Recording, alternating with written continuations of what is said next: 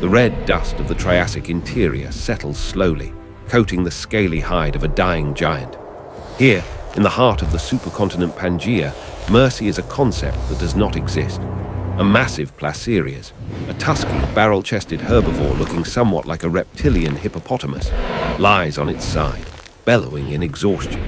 It has been separated from its herd, a fatal mistake in this unforgiving world.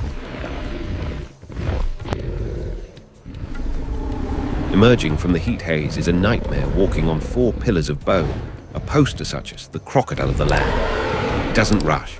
It knows the game is won. Its serrated teeth, designed to shear through flesh and crush bone, glint in the harsh sunlight. The predator lunges, a blur of muscle and violence. There is a sickening crunch, a final desperate thrashing of limbs, and then silence returns to the valley, save for the wet sound of feeding. This is the law of the Triassic. Eat or be eaten, survive the drought or die in the dust. But little do these combatants know, the very ground they fight on is about to change. The dust will turn to mud. The sun will be choked by clouds. And a storm is coming, one that will not end for 1,000 generations. I want you to picture a scenario we've all dealt with. It's the weekend. You've packed the car, you've got the cooler filled with ice, and you're ready for a perfect day at the beach. But just as you lay out the towel, a drop hits your nose, then another. The sky turns a bruised purple, and suddenly the heavens open up. It rains, it pours, it ruins your Saturday. Now imagine that rain doesn't stop on Sunday.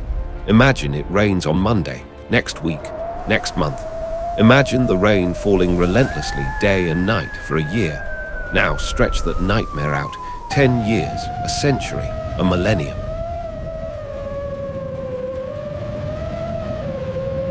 It sounds like an absurd thought experiment, a humorous exaggeration of bad luck. But here is the terrifying truth. This actually happened. This isn't science fiction. It is Earth's history. We are going back to a time when the sky broke, and a deluge dwarfed all modern imagination. A rainstorm so profound it drowned the world, and in doing so, washed away the old order to make way for the kings of the future. To understand this cataclysm, we must travel back 234 million years. We are deep in the Triassic period. This is a time usually defined by dry heat and red rock, a time when the planet was recovering from the Great Dying, the massive extinction event that ended the Permian period. For millions of years, the climate had been chaotic but generally arid. Life was clawing its way back from the brink. But then, something snapped in the planetary machinery.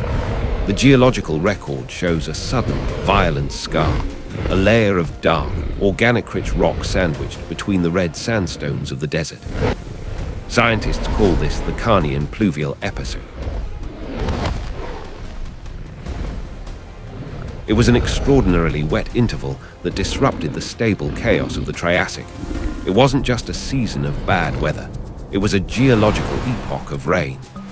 This event stands as one of the most mysterious and transformative moments in the history of life on Earth, a wet punctuation mark in a book written in sand.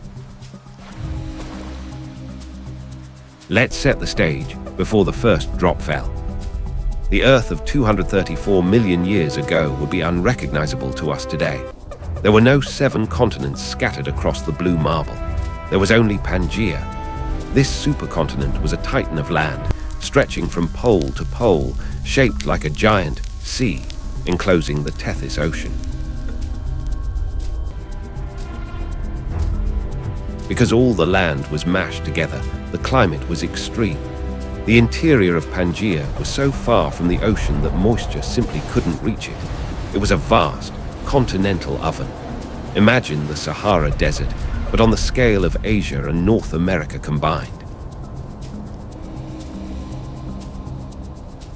Massive mountain chains ran through the center of the continent, casting gigantic rain shadows that starved the lands behind them of water. The seasons were violent. Supercharged monsoons would rip through the coastal regions, but for much of the year, and for much of the land, it was a brutally uninhabitable wasteland. Temperatures fluctuated wildly, oscillating between freezing nights and baking days. To survive here meant you had to be tough, efficient, and ruthless. Yet nature abhors a vacuum. Even in this hostile, rusted landscape, life found a way. Along the fringes of the supercontinent, where the monsoons brought fleeting relief, the first stirrings of a new dynasty were beginning. This is where we meet the ancestors of the most famous animals to ever walk the earth, the dinosaurs. But erase the picture of the T-Rex or the Brachiosaurus from your mind. In the early Carnian, dinosaurs were the underdogs. They were small, skittish creatures like Storikosaurus and Beriolis. Imagine a creature no bigger than a dog, light-boned, agile, darting between the ferns, desperate to avoid notice. Let's visualize a Storikosaurus hunting. It doesn't rely on brute strength, it relies on speed. It spots a large beetle or a small lizard, its muscles tense, its long tail balancing its body as it sprints on two legs, a revolutionary adaptation. It strikes fast, snapping up the prey, then instantly looks around, paranoid. It has to be. In this world, it is not the king. It is a snack for the true masters of the Triassic. These early dinosaurs were evolutionary experiments, pushing the boundaries of agility and metabolism, waiting for a chance that hadn't arrived yet. The dinosaurs were not alone in this evolutionary laboratory. The Triassic was a melting pot of reptilian design. It was a time of biological throwing spaghetti at the wall to see what sticks. It's the silosaurid ankle joint, showcasing the transitional features alongside our dinosaur ancestors, the archosaurs, the ruling reptiles, were branching out in wild directions. We see strange, two-legged forms that blur the lines between crocodile and dinosaur. We see heavy-set herbivores and armored tanks. Now, observe the pelvic girdles. Consider the salsaurids. They looked like dinosaurs. They moved like dinosaurs, but they weren't quite there yet. They were the cousins who didn't quite make the history books in the same way. This was a transitional phase, rich in diversity. Evolution was tinkering with ankle joints, hip structures, and skull shapes. It was an arms race of morphology, with every species trying to find an edge in the harsh, dry climate. The competition for limited water and food was fierce, driving rapid adaptation. The explosion of life wasn't limited to the dusty plains. The oceans and the coastal margins were teeming with new nightmares and wonders. In the seas, the ichthyosaurs, marine reptiles shaped like dolphins, but with teeth that could shred steel, were growing to massive sizes. We see the emergence of placodonts, bizarre reptiles with crushing teeth designed to crack open shellfish, looking somewhat like biological steamrollers. On land, the diversity was becoming dizzying. Early lizards, the ancestors of modern geckos and iguanas, scuttled under rocks. The sky, previously the domain of insects alone, began to see the shadows of the first protopterosaurs, gliding from tree to tree, testing the air. The Carnian was becoming one of the Triassic's most dynamic chapters. The biological pressure was building. The players were on the board. The ecosystem was a powder keg of potential, just waiting for a spark to set it off. And that spark would not come from a meteor, but from the ground beneath their feet. Deep beneath the crust, in what is now Western Canada and Alaska, a monster was waking up. This was the Wrangellia large igneous province. Tectonic plates shifted, tearing open the skin of the earth. It wasn't a single volcano, it was a flood of basalt. Imagine a river of lava the size of a country.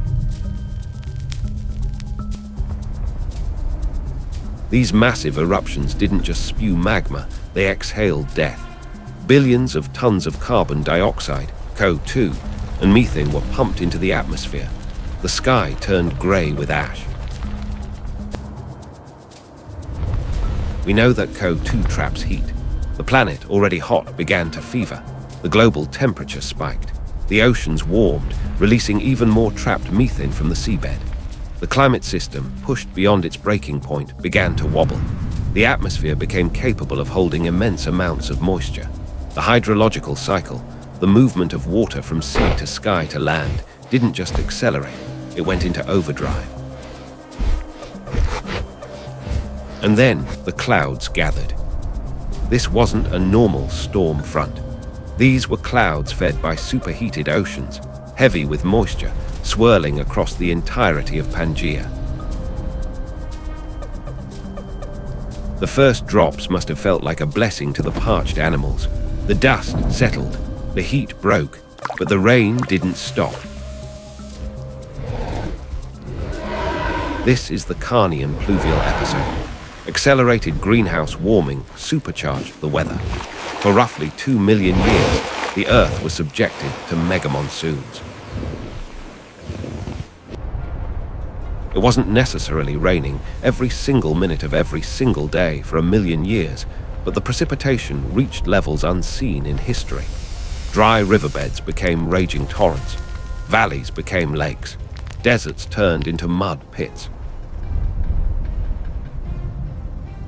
Imagine the confusion of the herds. A herd of hyperodapton, beaked reptiles, huddled together as the flash floods ripped through their nesting grounds.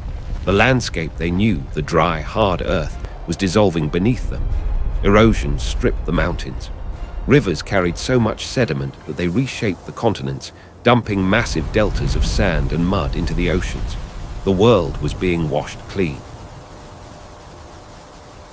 As the centuries of rain turned into millennia, the face of the planet transformed. The red deserts vanished. In their place, a green explosion occurred. The humidity was stifling. The world became a steam bath. We see the rise of steamy, jungle-like conditions stretching into high latitudes. Swamps and peat forests began to dominate the landscape. Massive inland lakes, some the size of shallow seas, formed in the hollows of the continent. It was a paradox of climate change. While the world was wetter, the weather was chaotic. Some regions might have experienced sudden, intense droughts between the floods, but the overall trend was a damp, suffocating humidity. For the animals adapted to the dry, open plains, this was hell. But for the plants, it was paradise. The flora of the Triassic shifted from drought-resistant scrub to lush, water-loving ferns and conifers. The greenhouse Earth had arrived. We often think of mass extinctions as sudden events, an asteroid impact or a nuclear winter. But the Carnian extinction was a slow, suffocating squeeze. It wasn't the big five of extinctions, but it was a massacre nonetheless. The high background die-offs began to mount. In the oceans, the influx of fresh water from the mega rains diluted the salinity. The delicate chemical balance of the seas collapsed. Carbonate platforms, the prehistoric equivalent of coral reefs, vanished. The creatures that relied on them, the ammonoids and conodonts, suffocated or starved as the entire food chain destabilized. On land, the mud was a killer.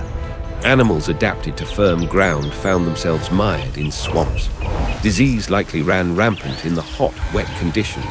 It was a silent apocalypse, washed away by the endless rain.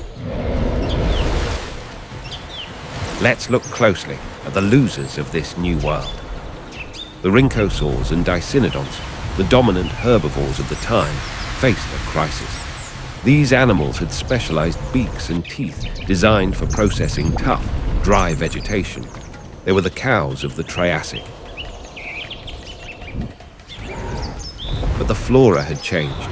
The tough scrub was gone, replaced by softer, faster-growing, tall leafy plants and vast fern prairies. It seems trivial, just eat the new plants. But evolution doesn't work that fast. Their digestive systems, their teeth, their foraging strategies were all wrong.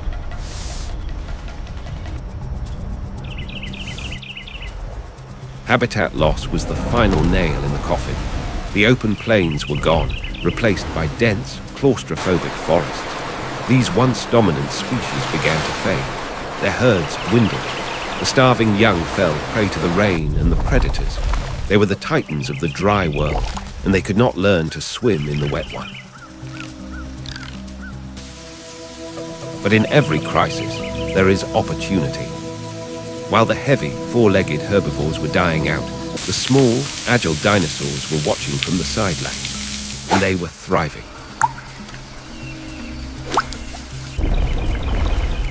Why? The rain was their ally. The explosion of plant life provided a buffet for those who could reach it.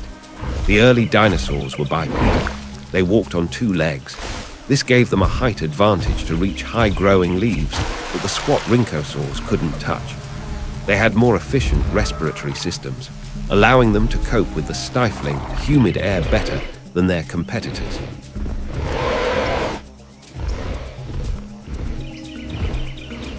Their hands were free to grasp prey or manipulate vegetation.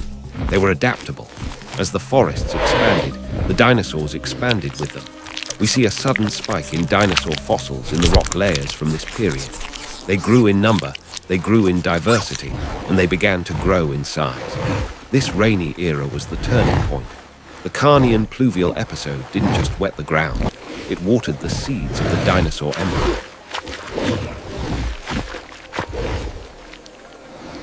The dinosaurs weren't the only ones enjoying the dap. With the expansion of lakes, rivers, and swamps, the semi-aquatic reptiles hit the jackpot.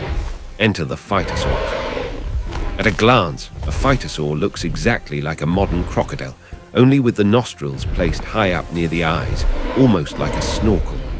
They were the terrors of the waterways. With the world turning into a giant swamp, their territory expanded 1,000-fold. And then there were the etosaurs, heavily armored, tank-like ancestors of crocodiles, but herbivores. They plowed through the soft mud, digging for roots, protected by spikes and bony plates. These groups restructured the terrestrial food webs. The water's edge became the most dangerous place on Earth. The struggle for survival moved from the dust of the open plains to the murky depths of the river deltas. At the top of the food chain, a violent transfer of power was underway. The Rorasuchians, those giant, land-dwelling croc relatives we met in the opening, were still the apex predators. They were the lions of the Triassic, but the rain changed them. Fossil evidence suggests that during and after the Carnian event, these predators displayed notable changes in size and diversity. The changing landscape forced them to adapt or die. Some lineages grew larger to hunt the new, bigger dinosaurs. Others failed to cope with the dense forests and vanished. While their evolutionary course is still debated by paleontologists, the timing is suspicious. The climatic upheaval shook the foundations of their dominance. They were still kings, but their throne was shaking. They were fighting a war on two fronts, against the changing world and against the rising tide of the agile, warm-blooded dinosaurs that were nipping at their heels.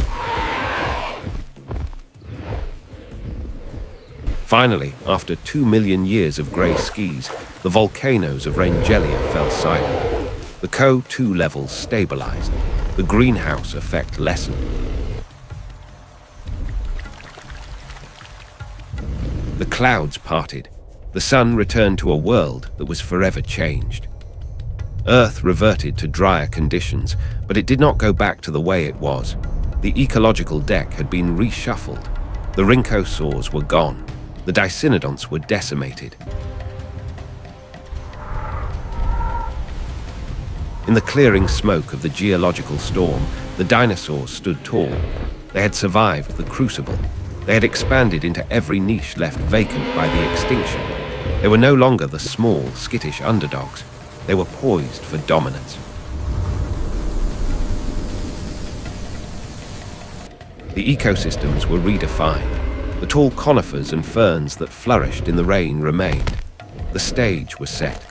The legacy of this forgotten rainstorm shaped the path of life for the next 150 million years.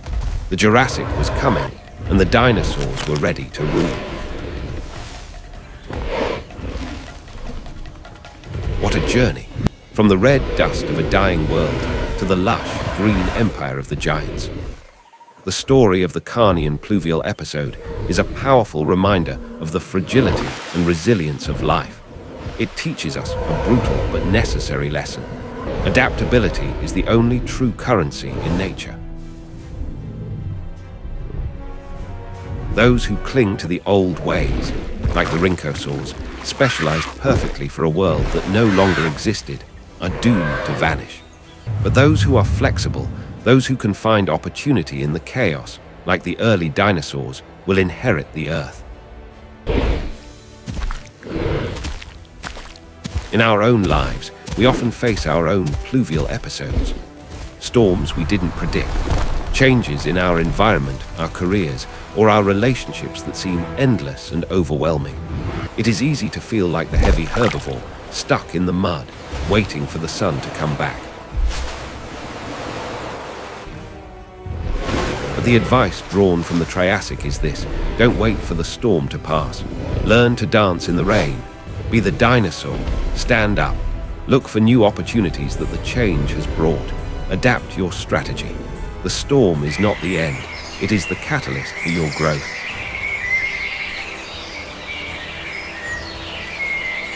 I want to hear from you in the comments. If you were an animal in the Triassic, would you rather be a massive, armored tank like the Dinosaur relying on defense, or a small, agile predator like the early dinosaurs relying on speed? And more importantly, have you ever had a rainy period in your life that actually led to something better in the end? Thank you so much for joining me on this journey through deep time. I wish you all good health, resilience, and the strength to weather whatever storms come your way.